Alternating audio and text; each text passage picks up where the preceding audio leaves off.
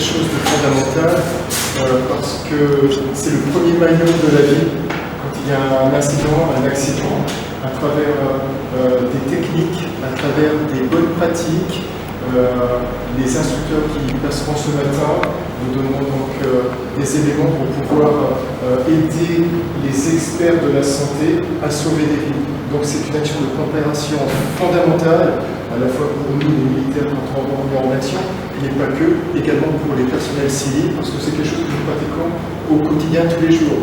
Moi-même, ayant subi entre guillemets cette formation-là, quand je suis en vacances et que je vois quelqu'un qui est malade ou autant inconscient, j'ai tout de suite la technique et les bons réflexes qui permettent donc d'aider les médecins ensuite à agir et à sauver donc la personne en question.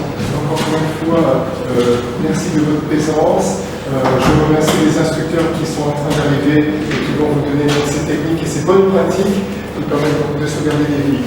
Bienvenue encore une fois ici, donc dans ce stage PRO. Merci à vous. Le colonel Bertin va dire en quelques mots aussi, de manière concise, un peu qui vous êtes et quelles sont vos missions. Voilà. Mon colonel.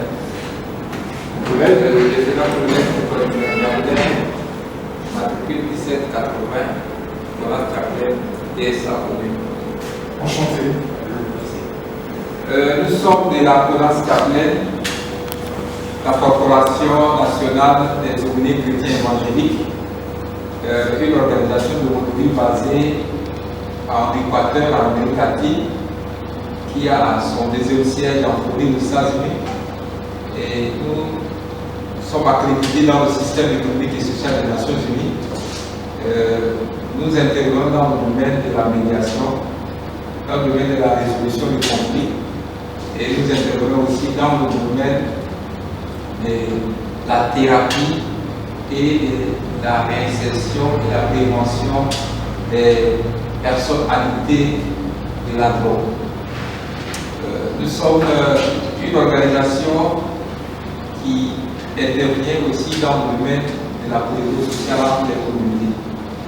Nous faisons, dans notre organisation, nous avons plusieurs niveaux de départements d'activité où nous avons un groupe d'aumôniers appelé les aumôniers juges de paix.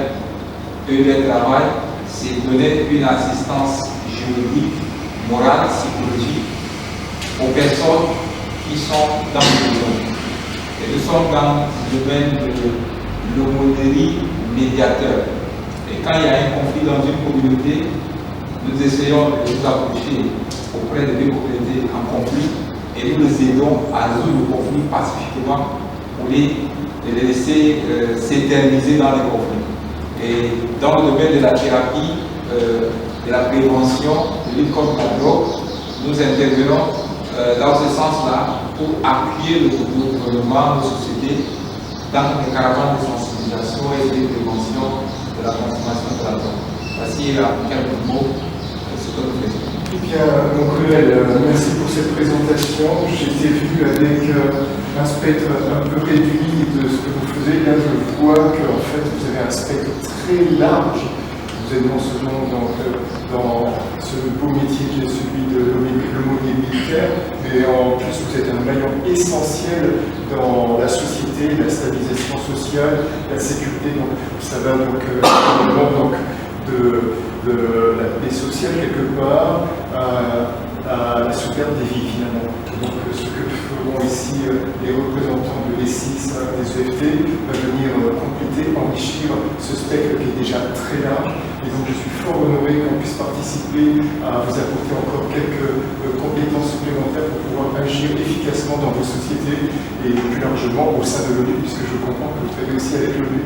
Encore une fois, je suis fier de vous accueillir ici et puis je vous laisse dans les bonnes mains de notre aumônier et de nos instructeurs pompiers. Très belle journée et très belle opération. Merci. Merci bien. Tout à l'heure, on aura un deuxième groupe de 12 personnes dans la deuxième partie de la matinée, mais vous n'avez pas besoin de revenir. Les présentations sont prêtes, ils passeront le mot. Donc on va commencer par un petit apport de connaissances sur les 4 cas dont je viens de vous parler. Okay, je vais vous apporter quelques connaissances, comment ça arrive, pourquoi, comment on pourrait traiter. Je vous invite à un petit peu tout écrire. Okay, et après, on passera en pratique sur les 4 étapes. Okay. Donc d'abord, on va commencer par la personne sur qui vous avez des questions. N'hésitez pas à m'interrompre durant la phase pratique et aussi la phase théorique.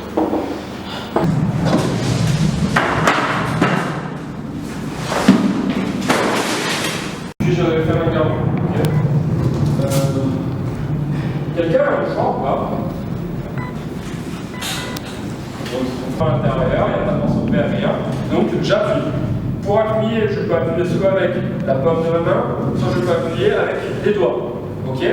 Donc, moi, j'appuie avec la paume de ma main, et là, je vais l'aider à s'allonger. Bien sûr, elle va s'allonger par terre. Là, à partir de ce moment-là, je peux appuyer un peu plus fort parce que le bras est posé au sol. Ok? Donc, j'appuie un peu plus fort avec la paume de ma main. Là, soit j'ai du matériel sur moi, donc par exemple j'ai un t-shirt, je peux le déchirer, je peux le débrouiller, mais le mieux c'est d'appeler à l'aide, ok? Comme ça vous avez pas. Pour faire ça, je laisse dépasser un petit peu de bande, ok? Cette bande-là, je ne viendrai plus l'utiliser. Je viens ensuite prendre ma bande, et là, il va falloir du coup lever le bras de temps en temps pour faire passer notre bande. On est d'accord qu'il faut que ce soit un petit peu serré, mais il ne faut pas non plus que ça fasse un garrot, ok? Donc, on se méfie et il faut toujours que la circulation elle puisse se faire.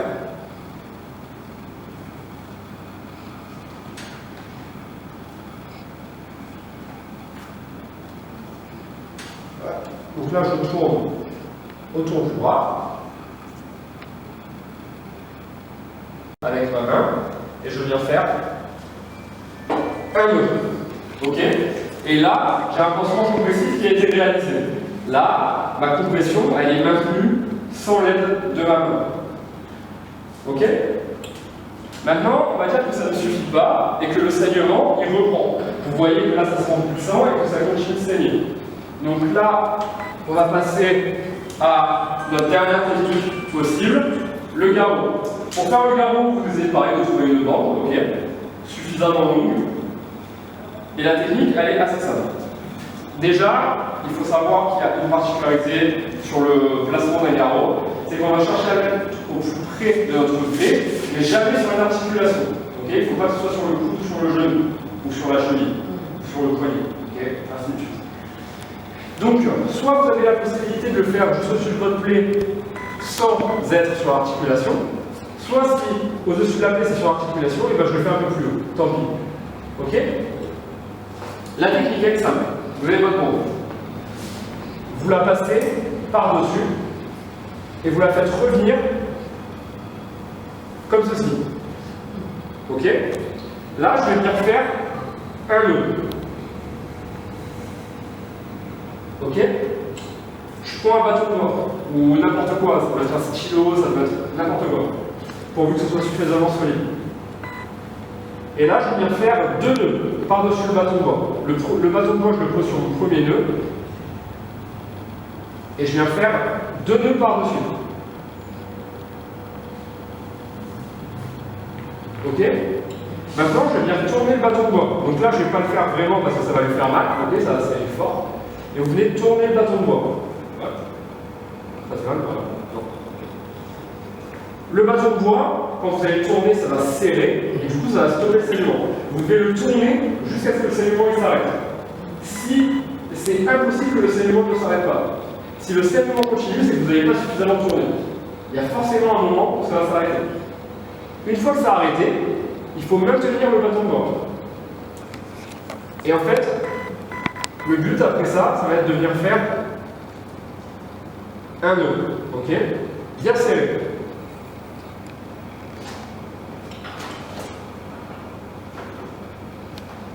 Et si vous serrez suffisamment bien le nœud, le bâton de bois, il reste en place.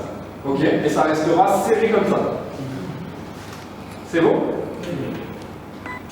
Donc voilà les techniques pour les hémorragies. Donc vas-y, allonge-toi au sol. Donc là, vous avez une situation où vous voyez une personne qui est dans cet état, donc avec les yeux fermés, en l'occurrence, et elle est comme ça, elle ne bouge pas. Donc là, on va faire la recherche de la conscience, comme je vous l'ai dit tout à l'heure. Donc pour savoir si elle est consciente, vous pouvez arriver, lui parler et lui poser des questions simples. Monsieur, vous m'entendez? Comment ça va? Pas de réponse. Donc là, on va venir lui demander des ordres simples. Monsieur, si vous m'entendez, serrez-moi la main, ouvrez les yeux. Toujours pas de réponse. Je viens stimuler légèrement au niveau des épaules. Ok, pas très fort. Ok, c'est possible qu'il ait une lésion au niveau du dos, qu'il soit blessé. Donc on le stimule tout doucement au niveau des épaules. Ok, pas de réponse. Stimulation douloureuse, comme je vous l'ai dit. Donc là, on va venir appuyer sur l'ongle. Vous pouvez le faire soit avec un stylo, soit vous pouvez appuyer assez fortement sur l'ongle pour créer une stimulation douloureuse. Si à partir de ce moment-là, elle ne vous répond pas, c'est qu'elle est véritablement consciente. Maintenant, je vais chercher si oui ou non elle respire. Pour ça, la technique est très simple. Une main sur le front, 2 ou 3 doigts sous le menton. Je peux m'aider avec le pouce projeté. Je bascule la tête en arrière. Je bascule là. Ok. Je viens ouvrir la bouche. Je viens placer ma joue et mon oreille par-dessus son visage. Et là, je sens le souffle sur la joue. J'entends le bruit de sa respiration avec mon oreille. Et en même temps, avec les yeux, je vois son ventre qui se soulève. Donc, quand on recherche la respiration, on ne se met pas comme ça. Sinon, je ne vois pas le ventre. On se met bien comme ça. Et ça, je vais le faire pendant 10 secondes. Ok? Je compte pendant 10 secondes. Et là, je sais si oui ou non elle respire. En l'occurrence, ma victime, elle respire. Donc là, je vais pouvoir passer à la PLS. La PLS, la technique, elle est assez simple. Je vous la montre complètement. Par contre, si jamais un jour vous l'oubliez, c'est pas grave. Vous mettez la victime sur le côté comme vous pouvez. Le mieux, c'est de le faire avec la technique. Si vous l'oubliez, tant pis, sur le côté, comme vous pouvez. Donc là, pour la mettre en PLS, c'est simple. Déjà, si elle a des lunettes, on va bien lui retirer. Okay, les victimes qui ont des lunettes, donc retirer les lunettes, ça veut dire qu'elles se blessent avec leurs lunettes. Okay, les jambes, ils sont écartés. Je vais venir lui réaxer, lui resserrer les jambes. Pareil, je le fais doucement. On ne sait pas si elle est traumatisée, si elle a mal au dos, si elle s'est blessée, donc je le fais doucement. Je viens me mettre d'un côté ou de l'autre. Là, le but, c'est d'avoir le plus de place possible pour la basculer sur le côté. Ok. Là, je vais venir mettre un bras à 90 degrés. Ok. Comme ceci. Angle droit. Le bras qui est en face, je vais venir mettre le dos de sa main contre son oreille. Et moi, je vais venir lui maintenir la main comme contre pomme. Ok. Sa jambe opposée au côté où je vais la tourner. Là, je viens la tourner vers moi, donc je prends la jambe opposée. Je viens la prendre sous le creux du genou et je la lève doucement. Ok. Je ne dois pas décoller le pied du sol. Je recule le plus possible. Le but, c'est que j'ai assez de place pour le retourner. Et là, en un seul mouvement et pas brusque, ok, on va bien le faire doucement. Je vais venir appuyer sur son genou pour amener la victime de mon côté. Sous son visage. Je viens ouvrir la bouche.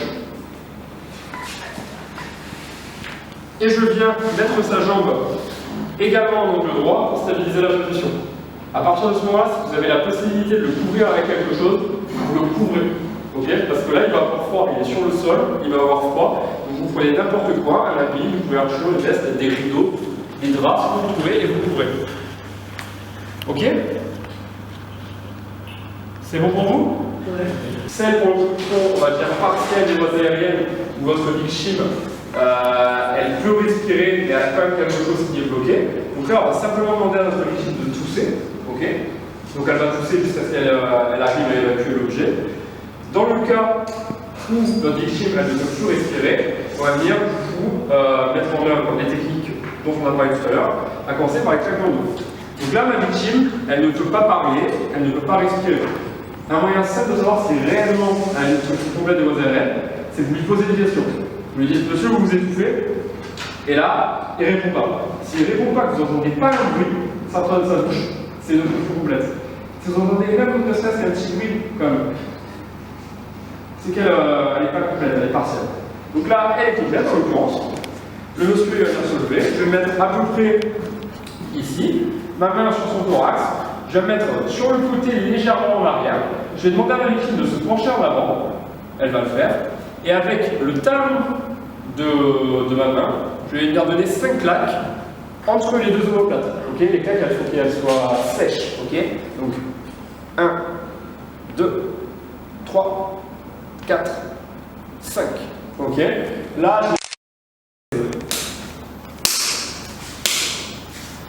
ok, vraiment avec le talon de la main.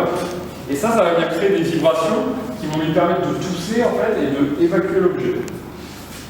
Là, ça n'a pas fonctionné. Si ça n'a pas fonctionné, je viens me placer derrière ma victime. Ok, je viens coller mon thorax contre son dos. Je viens passer mes avant-bras par-dessous ses aisselles. Je viens fermer un point et je vais venir le mettre en gros dans le creux de l'estomac. Le creux de l'estomac, c'est entre son nombril qui est là et entre le début du sternum qui doit être juste au-dessus de ma main. Donc je vais la mettre à peu près ici. Ok, dans le creux de l'estomac. Je viens positionner ma deuxième main par-dessus. Je viens décoller mes avant-bras. Si je les serre, je vais appuyer sur ces côtes et en tirant, je risque de casser les côtes. Donc je décolle mes avant-bras et je vais faire un mouvement vers l'arrière et vers le haut. Ok, vers l'arrière et vers le haut. Ça, je vais venir le faire 5 fois. Si jamais l'objet sort, très bien, je m'arrête, en victime, je viens m'asseoir. Si ça ne sort toujours pas, et ben je continue. Jusqu'à ce que ma victime passe en arrêt cardio-respiratoire, donc en victime inconsciente qui ne respire plus. Et on viendra appliquer toute la technique juste après. Par contre, je vous ai expliqué tout à l'heure, chez les femmes enceintes et chez les obèses, il y a une autre technique. Pour la décompression de l'eau, ça sera exactement la même. Pour les compressions, on fera pour les compressions abdominales et les compressions thoraciques. Donc je vais faire exactement la même technique, sauf que je vais me mettre sur le sternum. Et je vais me mettre sur la partie basse du sternum, mais sans appuyer sur la pointe du sternum. Okay, la pointe du sternum, qui est juste le début du sternum, il ne faut jamais appuyer dessus, parce que vous essayez de casser le sternum. Donc vous vous mettez au milieu de la poitrine, là à peu près. Et là, vous allez appuyer, mais que vers l'arrière. On n'appuie pas vers l'arrière et vers le haut, on appuie que vers l'arrière. 1, 2, 3, 4, 5. Ça, c'est la technique pour les femmes enceintes et les gens qui sont obèses. Donc on ne peut pas bien faire le tour du ventre. Ok? C'est bon pour ça? C'est-à-dire la main sur le front, 3 doigts, je peux éventuellement pincer avec mon pouce, je bascule la tête en arrière, j'ouvre la bouche, je fais ma recherche de respiration, pas de respiration. Là, on a plusieurs priorités. La priorité numéro 1, c'est d'appeler des secours. Ok? Pour appeler les secours, il y a plusieurs possibilités. Je vois que vous êtes tous équipés de smartphones, donc ça veut dire que vous avez tous le mode haut-parleur sur votre téléphone. Donc, vous prenez votre téléphone, vous posez, vous composez le numéro des secours et des ambulanciers, et vous mettez en mode haut-parleur. Ok? En même temps que vous avez prévu vos secours, vous pouvez commencer déjà à engager les gestes que je vais vous montrer. Et vous faites les gestes en même temps que vous appelez les secours. Deuxième possibilité, vous n'avez pas de téléphone sur vous, vous n'avez pas de mode haut-parleur. Par contre, vous avez appelé à l'aide et il y a quelqu'un qui est venu. C'est lui qui appellera le secours. Donc vous mettrez en œuvre les gestes. Dernière technique, vous n'avez pas de téléphone et vous n'avez personne pour vous aider, et bien vous laissez votre victime. Vous ne faites aucun geste et vous allez appeler les secours. Et vous reviendrez après vous occuper d'elle. Ok? Parce que vous pouvez masser autant que vous voulez, faire les gestes autant que vous voulez. Si vous n'avez jamais de secours qui arrive, ça ne sert à rien. Ok? Il faut absolument que les secours finissent par arriver. Donc si jamais vous n'avez pas le choix, vous laissez votre victime et vous allez appeler les secours. Ok? Donc là, on va admettre que j'ai mon smartphone, que j'ai mon mode haut-parleur, je le prends, je compose le numéro des secours, je le mets en mode haut-parleur et je vais commencer ma technique. La technique, elle est simple, c'est ce qu'on appelle un massage cardiaque, okay, des compressions thoraciques. Pour ça, je vais prendre le talon de ma main, encore une fois, je vais venir le mettre sur la partie inférieure du sternum. Okay, donc là, on va dire on a notre sternum qui est de là à là, je vais le mettre sur la partie inférieure. Je viens prendre mon autre main et je vais venir projeter les doigts. Okay, je vais le mettre par-dessus la victime, bien au-dessus, les bras bien perpendiculaires au corps de ma victime. Okay, il ne faut pas que je sois comme ça. Il faut vraiment que je sois bien perpendiculaire.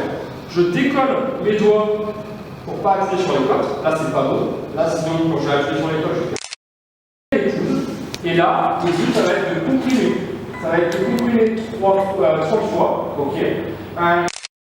Ok, vous allez compter vos compressions et vous allez vous donner un certain rythme qui en général est plus ou moins long.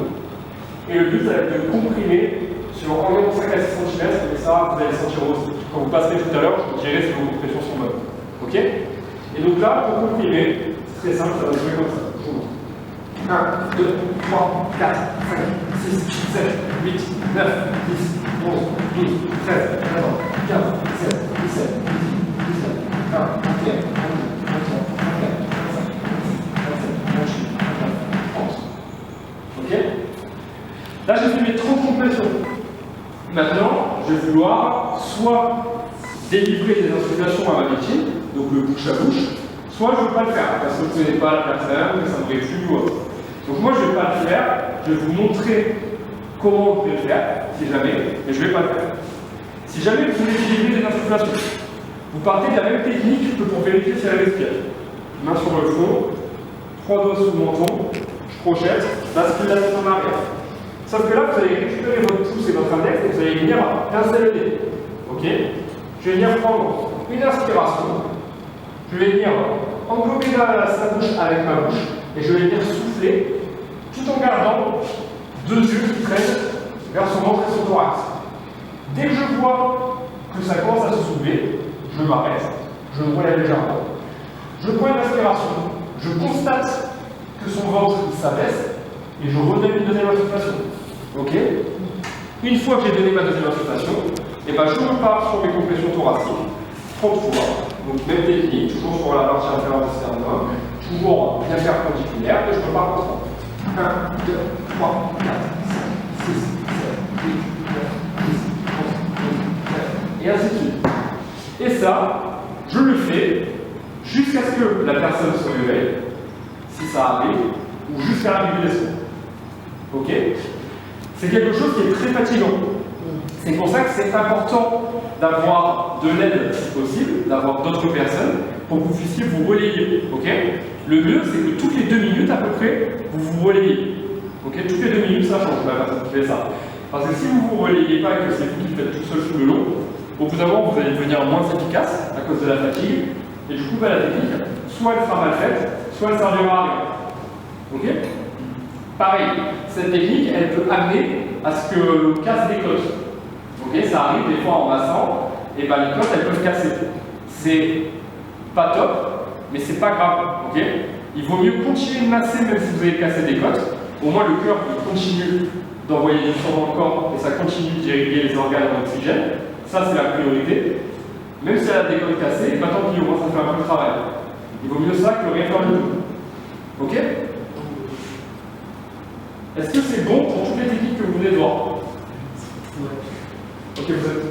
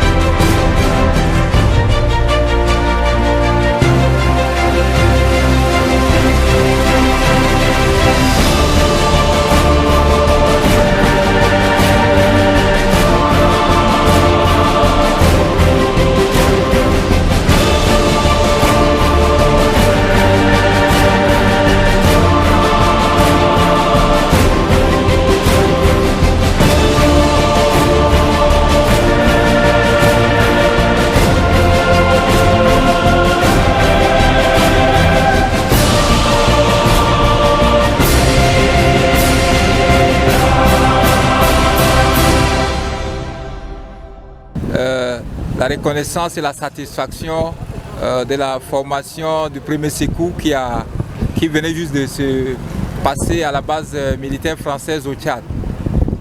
L'accueil a été chaleureux et nous comptons qu'après cette formation, les aumôniers de la CONAS qui ont participé à cette formation seront les relais pour vulgariser les règles de premier secours afin de pouvoir sauver la vie des Tchadiens dans les différents coins du Tchad.